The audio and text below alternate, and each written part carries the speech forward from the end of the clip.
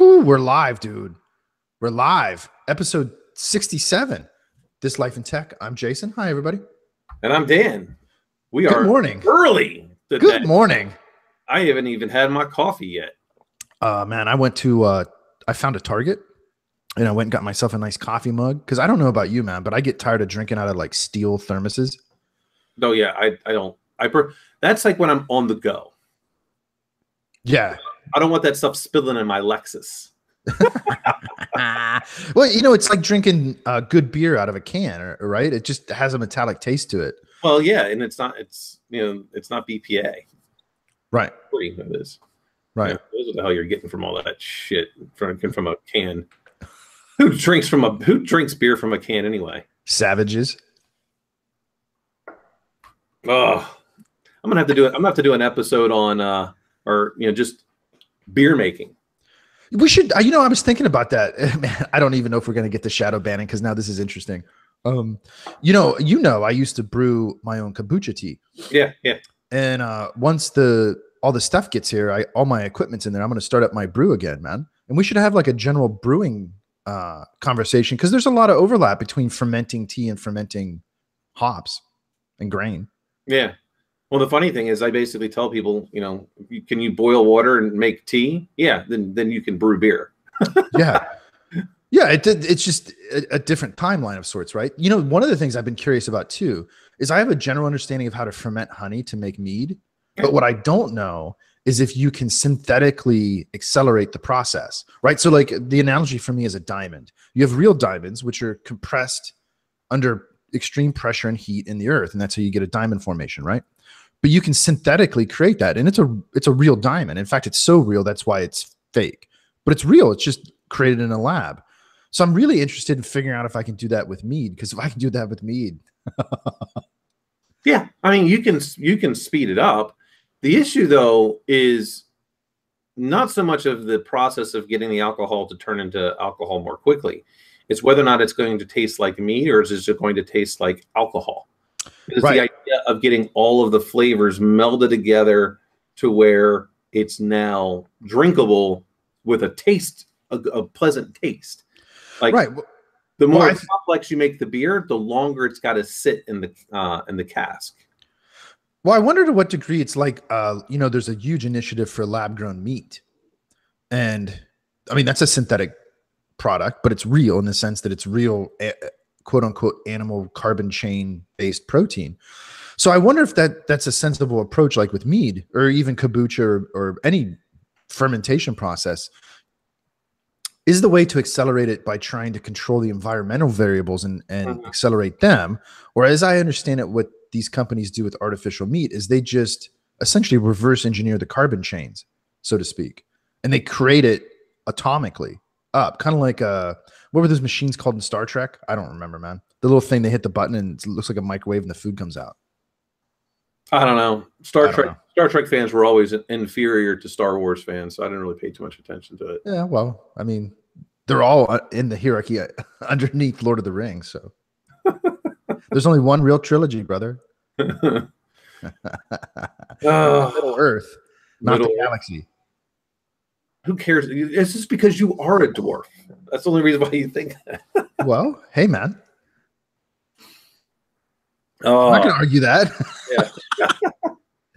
So we had a great suggestion again from our good friend of the show, Jesus. Shadow banning, particularly as it relates to automated systems performing that. Have you ever been shadow banned? I don't think so. I don't think I have either. I've seen it. I've seen it on Reddit, and of course, I've seen it on Twitter. I mean, I was thinking at one time I was going to, and I told that dude on Reddit who was talking shit about me, "Come on, bro, I'll be at ShmooCon. You want to come find me? Come find me." I remember that. Difficult. That's when we were at Black Phone, right? Yeah. Like it's not difficult. You completely misinterpreted something I said, and you want to say you want to talk shit, then come at me, bro. I mean, that's just it wouldn't be the first time. So. Well, yeah. I mean, why don't we get a beer or a coffee or whatever and sit down and talk about it? Or work out your aggression however you feel necessary. Hey, I would wrestle anybody, man. We don't have to have a fist fight. Nobody has to get hurt. We can wrestle. Yeah. Whatever they want. If nothing else, we both get some cardio. Yeah, yeah. But I see the shadow banning happen a tremendous amount. And I don't know if I pronounced her last name correctly, but Dana Loesch. And you know, I really enjoy what the stuff that she says and what her husband Chris says quite a bit. And I just kind of go, you know, I don't know if the amount of venom that's spit at them, if I could handle it as professionally as what they do. Because I tell you right now, someone starts bringing my kids into the conversation like that, you know, I'm going to find you, because I'm taking that as a credible threat. Some of the stuff that they say, and I see she gets shadow banned all the time. So what I've done for people that I know that get shadow banned, I ask for alerts to be set up to every time they tweet. So then now I know when they're actually saying something. Right. Well, it happens to a lot of people. Yeah. Well, to me, the whole concept of shadow banning is interesting. I mean, to me, well, you and I grew up with like classic bulletin boards and forums and chat rooms, right? Yeah. And when you crossed the line for that community, you got banned. Now, I've been banned from video games. Yeah. Short-term and permanent, both. So, I mean, to me, that's the classic, hey, look, you violated some clause in a social contract for this community, so you're exiled. Totally understand that, and I think it has value in it, right? But the concept of a shadow ban, I mean, why shadow ban? Do you have to keep the head count for your valuation? So you don't want that to lose that account because it's still technically active?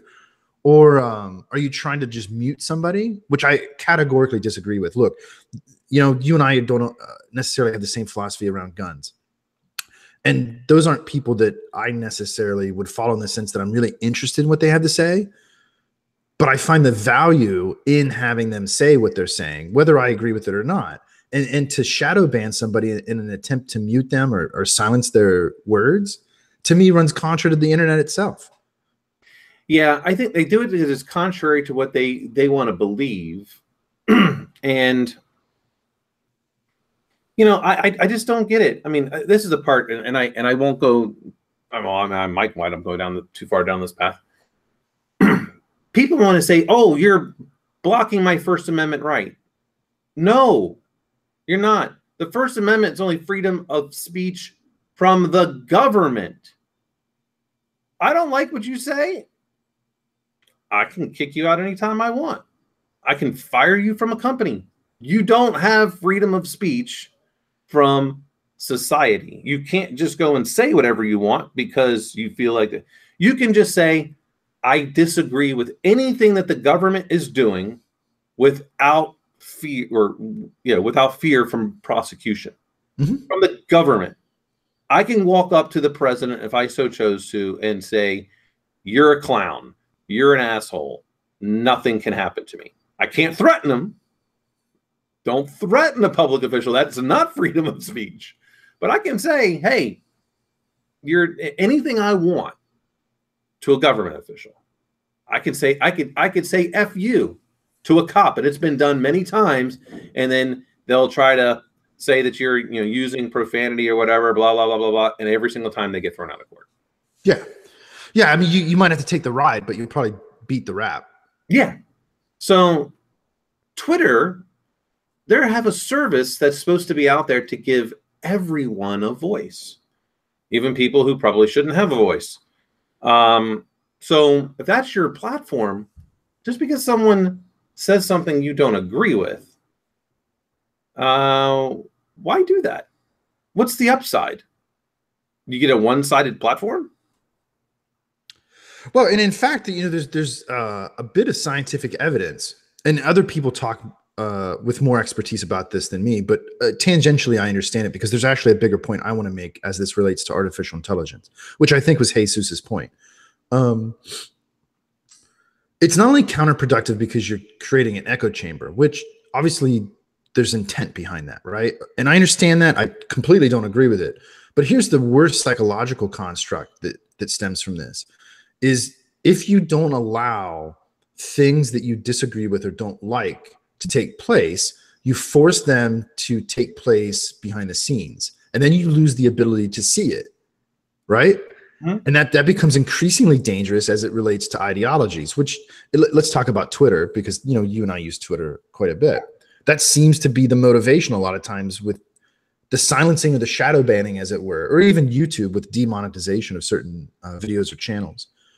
That seems to be the motivation to me, is it's ideologically based. And man, I don't know. Is the generation right behind us, you know, younger than us, so fragile that hearing a dissenting opinion, or look, man, I'm not super into guns in the way that maybe you are, and I may not think the same things you do, but that doesn't mean there's not value in assuring that you are able to say those things. Yeah. I have zero issues with some of the students from Parkland going out and wanting change. I don't agree with what they necessarily want, but I support their right to say all the stupid things they want to say. Even some of the stuff is actually not stupid. That's probably not fair, but I still support what they're trying to do. Hey, I hope they actually, when they're old enough to vote, turn out to vote. Because this is the thing that just kills me with all these people talking about voting, and they want to be like, well, NRA this, pharmaceutical that. How can we be happy when only 50% of the voter turnout occurred? That basically means a little over 25% of the voter population is what selected our president. You want to get mad at something? Go out and find out all the people who didn't vote. And as far as I'm concerned, you choose not to vote in 2 elections, maybe you should lose your right to vote. I don't know. I mean, if you're not going to participate, then give up your right. Yeah, well, I mean, look, I'll be honest in my thoughts. I think maybe you shouldn't be a citizen then. You shouldn't have the same rights that somebody. I tell you, Starship Troopers had it right. Yeah, well, I mean, there's a deeper philosophy to that too, of what it, you know, and this goes back to the Greeks, what it means to be a citizen, and there's obligations like jury duty. Stop complaining. If you don't like it, then get on a council and change that social system. But the concept of your duty as a citizen doesn't change. We should judge each other. That's what creates a community. You know how to get out of jury duty? Move a lot. Well, we'll see how North Carolina does it, man. Dude, I got to tell you, I love this place. The future state of Carolina. Yeah, that's right. The unified sovereign territory of Carolina. Yeah. What are those initials? Somebody spell that out for me. Unified sovereign state of Carolina. USSC. Dude, yeah. That's a little ominous. I might need to change that.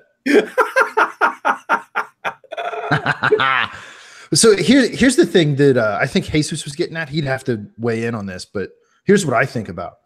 So, you know, I work on synthetic intelligence. And so I've been working on this piece around consciousness. And I started thinking and talking to a few people about if I create a consciousness, a synthetic one or an artificial one, there's not a better term for it. What's its personality? What's its culture? And it seems to me that if we create one, it'll be like us. Whereas if the Chinese create one, that consciousness will be Chinese because that's its worldview at that point, right? So this is what's starting to increasingly bother me about the idea that there's automated systems, which in fact there absolutely is, that review content in real time or in pseudo real time and perform rudimentary intellectual decision making on whether to allow the monetization, demonetize, ban, shadow ban, unban, so forth and so on. And think about who's creating those things. The companies, right? Mm-hmm. So if Twitter is ideologically leaning one way, then why wouldn't their automated systems take on that same worldview? I would argue that they do. And I think that's an exceedingly dangerous idea. 100% agree. Because you've set the baseline in a particular direction. I mean, and then not just that, the people that are on your platform, if they mostly agree with your side as well, because one of the things that has to be taken into account is how many times someone is reporting someone. I'm curious if we could get 1 million people to report someone saying good morning, would they eventually shadow ban that person? Sure. How dare you tell me to have a good morning? How sure. dare you? Well, and I'll tell you, because Blizzard has similar systems. in World of Warcraft, because there's like a report feature, you know, in game, of Yeah. course. And I've seen testing done where somebody will get like a 40-man raid together, which is the max size, and in unison, all at the same time, report somebody for saying hello. No shit, I'm not exaggerating. And it's an instant action. That account gets silenced. It can't chat. It can't. I think you can receive chat, but you can't talk. And there's an escalation triage to that. So the more that happens, the longer your shadow ban happens. I don't know what other platforms do, but I would have to assume it's similar. And here's the danger, right? I mean, any artificial intelligence, any machine learning requires massive amounts of data to learn. Yeah. So if all this thing ends up learning from is its own echo chamber, it actually amplifies and exacerbates the echo chamberness of the echo chamber, because all it's ever going to see is this one view. Yeah, it's a very, very slippery slope that we're starting to play with when it comes to utilizing automated systems to determine what is okay. Right. Yeah. Yeah. Well, Jesus and I are working on some research around this, so I don't want to talk about this too much, but we've started to envision this as a form of malicious software, not malware, but I mean, look, man, I think it's still malicious. What's that? The intent is still malicious.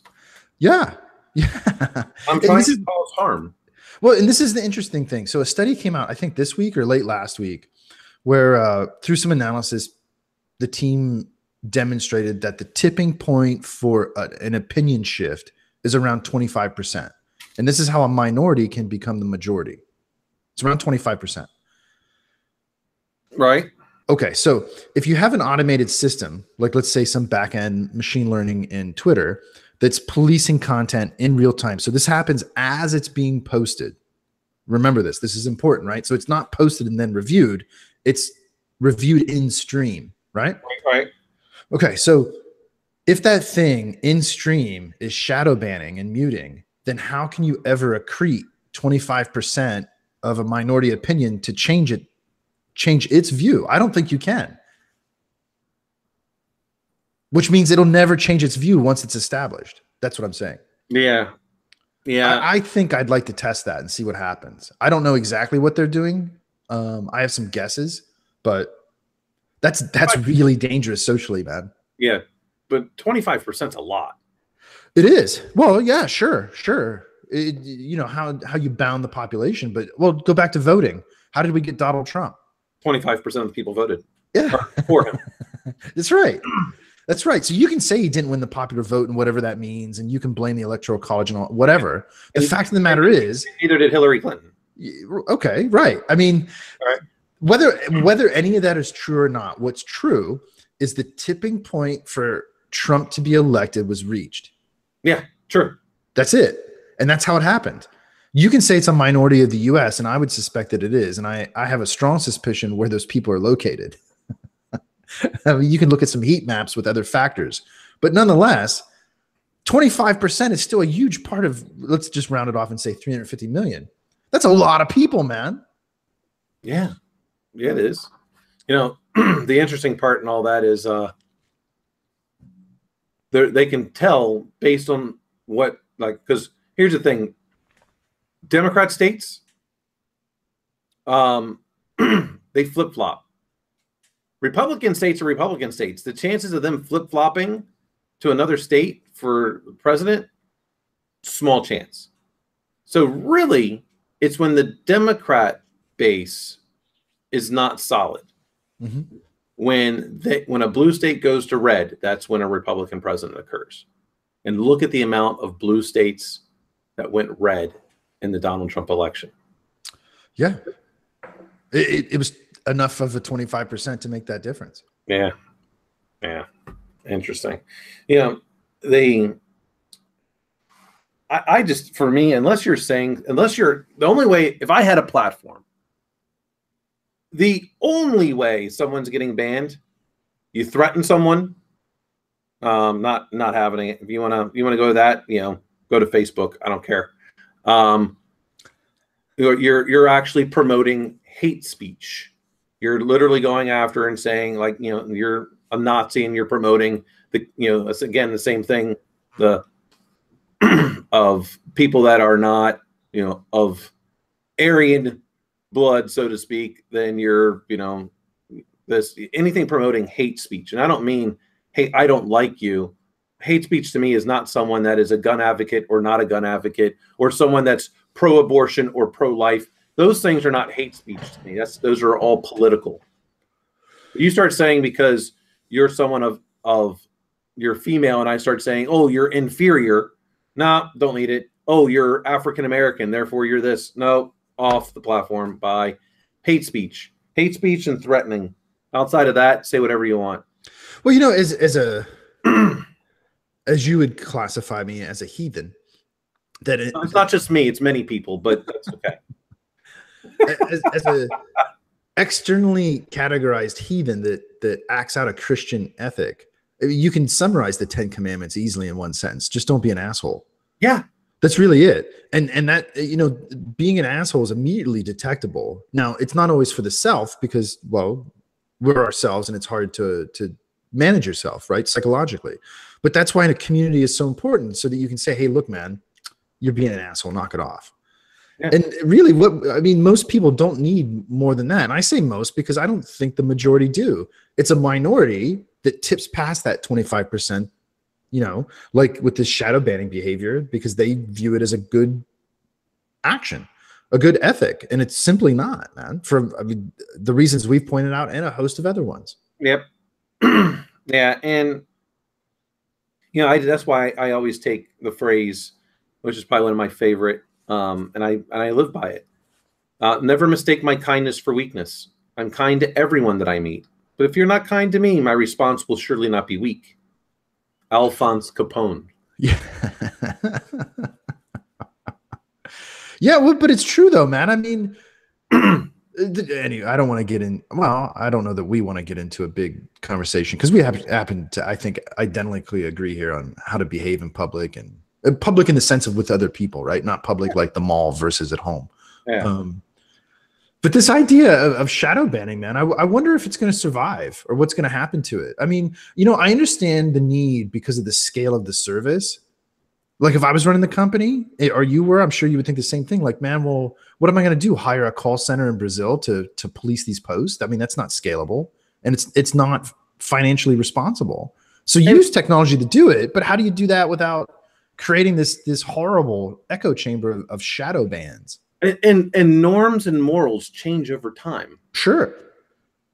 And they should. They should. How are you going to account for that? You have to rebuild a whole new AI? Well, this is something that doesn't get talked about a lot is, a lot of the research, well, all the research focuses on how do you get a system to learn. I've never seen anything that talks about how do you get a system to unlearn what it's already learned. Can't. It doesn't. I don't think. I mean, I would say based on our current understanding, I don't believe the technology exists for it to change based on the norms and morals of the time. Particularly when it's in an echo chamber, because all the dissenting opinions have been muted and shadow banned. I mean, if we can recall to the, we no longer wear. I mean, other than Ian, plate mail for any particular reason because it's not needed. We're not fighting against swords, so don't need that. We no longer have to, I will say bathing suits. It didn't matter who it was, men and women. The bathing suits were like full body bathing suits. Now it's not like that because the norms and the morals change over time, and that's a quick time. I mean, it's like within a decade, it's flipped. Yeah. Well, and then there's still places I saw this week talking about bathing suits made me think of this, man. Did you see this Reddit post where apparently there was a fashion show, I think in Saudi Arabia, and women can't be in public unclothed like that. Yeah. So they had like these drones flying these dresses down the walkway.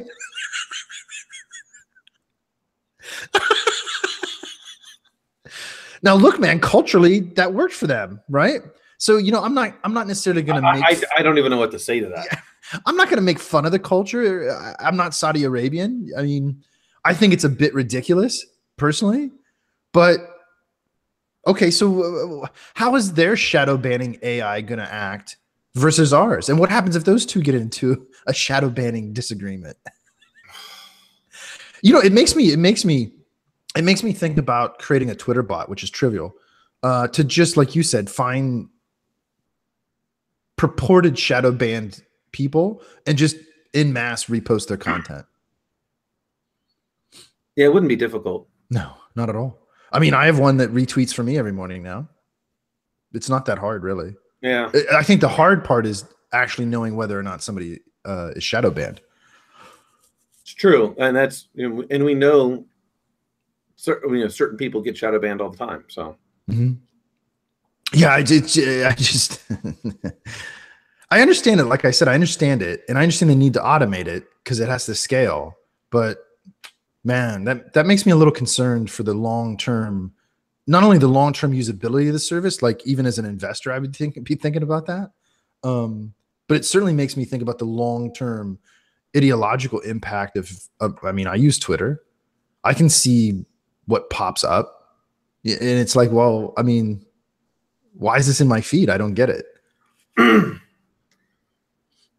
mean, it's no different than you go search for something, and you may make a purchase of a chicken feed for you, for example, and all of a sudden you're opening up your Gmail account and you see a whole bunch of advertisements for chicken feed. Well, I wonder why that is. Well, right, and you know what bothers me is it's not a far step for this type of shadow banning automation to essentially administer a sort of Turing test to you as a user of the service and just immediately shadow ban you when you don't pass it. Yeah. And that's completely going to be based on ideological views. That change over time. Right. Right. It's going to be interesting. That's for sure. Well, I don't know, man. Yeah, interesting is a good word for it. Because we don't know. I don't know if it's going to be positive or negative. I feel it's going to be more negative than positive. Well, it certainly has the possibility to be that way. I mean, that bubbles up with Twitter. Or, I mean, look at Facebook recently, but Twitter's a good example of that. Yeah, I'm still waiting for Mark Zuckerberg to start sending a bill to people who want all the stuff, and it's like $1,000 a year. Yeah, I would do that in a minute. I would send everyone who's like private, like, hey, either you make all your stuff public and I can use it, or you have to pay $1,000 because that's the lost revenue. Right. Well, you know, and here's the thing with that, man. We talked about this before, and I've been thinking about it since then. And when you brought it up, it just reminded me to tell you about this thought. So Microsoft bought GitHub. Yep. And GitHub, Bitbucket, GitLab, all those services, and a lot of services like that essentially operate in two paradigms. You can have a free account, and that means your repositories are public, and you get limited, if any, private repositories. Or you pay, or in my case, you have an academic account, and then you can have unlimited private repositories. So lots of people accept those terms without even really thinking about it. So why is social media so different? I mean, the view that people seem to grab onto with that boggles me. I don't get it.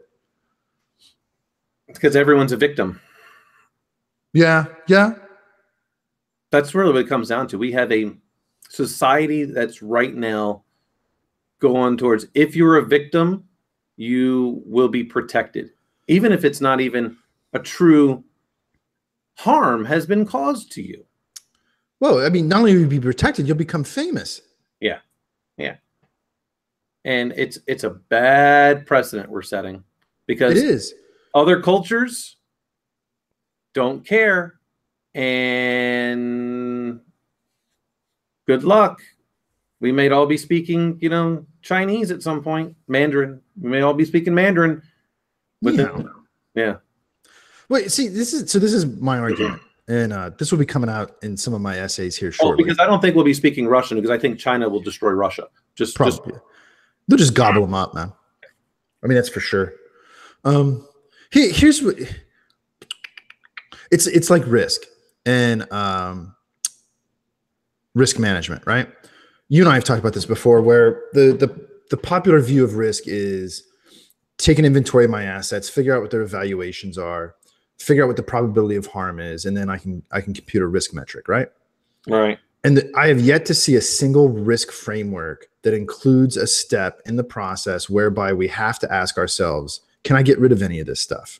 Why do I need all these assets? Right? We just don't look at the world that way because we're inherently materialist, at least in the West. Yeah, sure. That's my opinion. So I look at this conversation the same way. Well, you know, what can I get rid of? So I'm talking about the permanency of information. So instead of looking at information as if it's universally permanent, why don't we start to adopt the view that information is inherently impermanent, and what I say or post today is not a reflection of what I may or may not post or say, let's say a year from now, to give it a decent amount of time mentally. Yeah, we evolve over time. So yeah, it should be. Right. But that's not how we look at it, in my opinion. We look at certain types of information, like social media posts, as opposed to code in a Git repository, as being inherently universally permanent. So the only way we have to try and control that is through what we call privacy. And I think it's a malicious pathology to look at information that way, particularly in the 21st century. I would agree. I think that it's just we're in a dangerous time because something you may have said 5 years from now, which is still available, someone might go, "Oh my gosh, you are a misogynist." No, I mean I keep getting accused of being a feminist. I am not a feminist. I am not one of these male feminists. I'm a humanist. I believe I want to get everyone better. So. And I'm constantly being accused of being a feminist. No, I'm not. I don't know how to stop that, but because I happen to believe I do believe in diversity. I do want a good amount of different types of people from different areas to be on my team, because they all think differently. If you're from the South, you're going to think a little bit differently than those from the North or from the West Coast or from Central America. Yeah. Well, sure. And I think we agree. I just want to be around the best people that I can find. I really don't think past that more. I don't care where you came from, what you look like, what you think about certain things. You know, I mean, maybe we'll go have a coffee or a beer and talk about it because it's interesting, but we don't have to.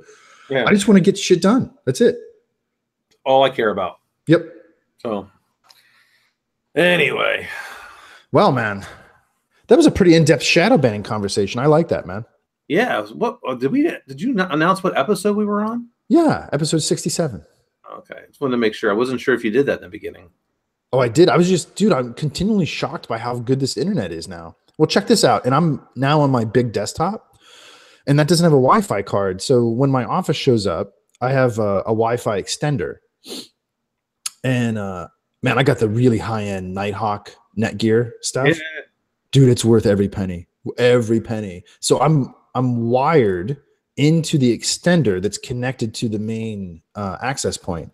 And dude, it's blistering fast. Oh yeah. Yeah, sure. I mean, the other part is because you're no longer living in a communist republic of California. They give internet to people in Carolina. Well, so check this out, man. So I have the exact same service company. Okay. But I actually have the bottom tier package here, whereas in California, I had the top tier package. But dude, cable's great when you have no neighbors. Right. California, they want to ration it out no matter what. You only pay up to 100 meg or whichever to, which means they can give you 5. I think there were more people living in my neighborhood in California that probably live in the county I'm in here. It could be. So it just scales different. Oh, last thing, by the way, man, I don't know if you have one. I got a Nest controller and I wired it up yesterday. Holy cow, is that thing cool? Yeah, I have something similar. But because I'm more on the Amazon side for that. Mm-hmm. Control all of my cameras, things of that nature. Yeah, that's what I'm working on later today. With my technology, I don't want Google having all of my data. I got to give some to Amazon. I just give none to Facebook because I don't use it for anything. Well, you know, man, I use Facebook as far as I have my Twitter and a few other things set up to auto post to it. So like when the tweet goes out that this show is starting, which comes from YouTube, not from my Twitter account personally, that then gets cascaded into Facebook. So, Oh, okay. Fair enough. you know, just try to get more exposure. Yeah. Awesome. Cool. All right. Episode 67 in the bag. Maybe we'll try for You want to do Wednesday at noon or Thursday? Maybe Thursday again. Yeah. Okay. Well, I'll schedule it for Thursday at noon. Cool. Wait a second. Thursday's the 14th. That should work for me because the rest of the family shows up Friday, the 15th. Perfect. If not, Tuesday would work too. Thursday's probably better, man. Tentatively, because not only does my office show up this week, but the shipping container with all of our stuff from California shows up this week. Gotcha. So I have no control over what day that is right now. So I'll post it for Thursday at noon. I'll put it in the schedule. And if something comes up, we'll just tweet it out to everybody. Awesome. All right, everyone. All right. Have a good Sunday, everybody. Talk to you later. Peace. Bye.